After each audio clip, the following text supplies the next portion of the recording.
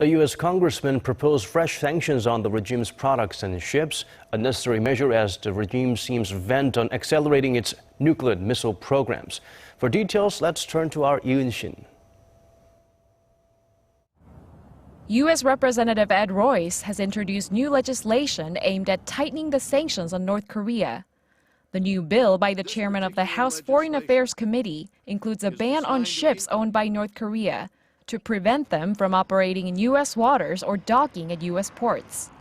It also applies to vessels owned or operated by any country that's in violation of UN Security Council resolutions.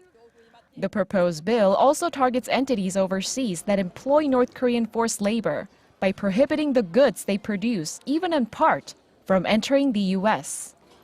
The legislation also calls on the Trump administration to determine whether the North is a state sponsor of terrorism.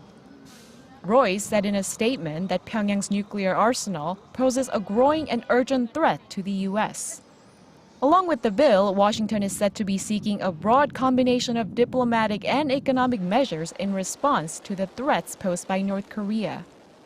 Underscoring the threat, Reuters reported Tuesday that the regime isn't afraid of additional U.S. sanctions and will pursue an acceleration of its nuclear and missile programs. The report cites an interview with Choi Myung-nam, deputy ambassador of the North Korean mission to the United States in Geneva. Choi says Pyongyang's actions include the development of a preemptive first strike capability and an intercontinental ballistic missile. Lee Unshin, Arirang News.